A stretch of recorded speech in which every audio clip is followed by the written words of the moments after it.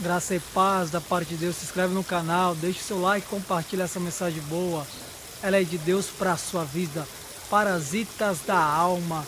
Provérbios 30, verso 15, diz a Bíblia: a sanguessuga tem duas filhas, dá. Há três coisas que não se fartam, e a quarta que nunca diz basta: a sepultura, a madre da mulher estéril, a terra que não se cansa de absorver água e o fogo que nunca diz basta. No ano de 1859, no mês de setembro, do dia 18, o cronista Machado de Assis traz uma crônica, O Parasita, falando e trazendo uma crítica à sociedade da época pela qual ele vivia, sobre certos indivíduos que infestam a sociedade, simplesmente enxertam em algumas camadas. Ele chama de ervas parasita, pois não sobrevivem dos alimentos da terra, mas sim das camadas da árvore, fazendo uma certa apologia para pessoas que vivem das camadas da sociedade, seja pelo governo, que é a política, pela imprensa, que é a mídia, ou pela religião, que é a igreja. Pessoas que simplesmente se agarram nas mesmas e não frutificam, não favorecem nada. A crítica é tão forte de Machado de Assis que ele dizem que essas pessoas não têm caráter, simplesmente são gravuras, fotografias, imitadores de outras pessoas que não têm vida em si mesmo. Claro que Machado de Assis tem todo o nosso respaldo e respeito e honras por tal atitude. Ele cita até um verso bíblico de Mateus 5, verso 3, quando diz: bem-aventurados pobres de espírito, falando que os homens não são pobres de espírito, mas querem simplesmente sugar uns aos outros. Interessante é que existem parasitas dentro da nossa alma. Primeiro vamos entender o que é parasita. Parasita vem do latim, de duas palavras, que é emprestado do grego, que é para, significa junto de, e zitos, alimento.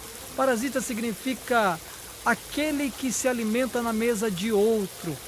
Claro que parasita, ele é um termo também na área da saúde, que é um verme, mas o parasitismo vem da linguagem e do português, que significa a interação de duas espécies, o parasita e o hospedeiro, que um causa dano maior ou menor de tamanha importância, dependendo do grau que esse recebe a sua fisgada.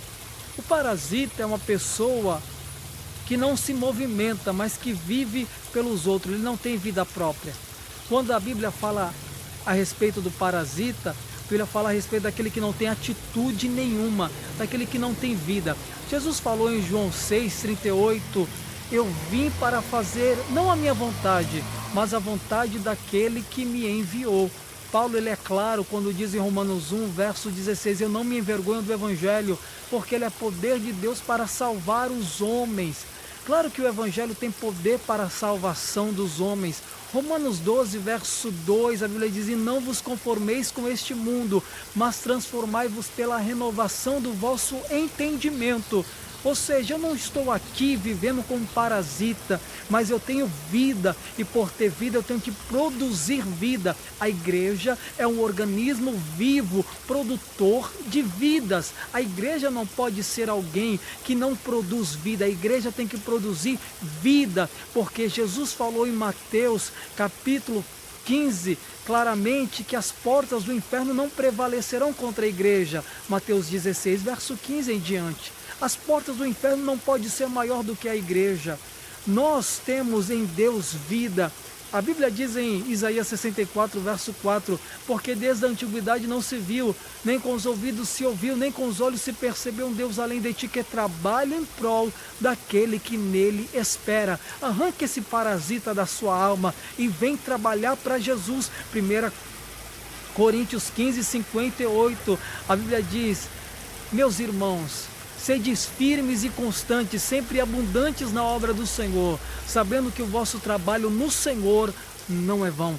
Deus abençoe a sua vida, em nome de Jesus.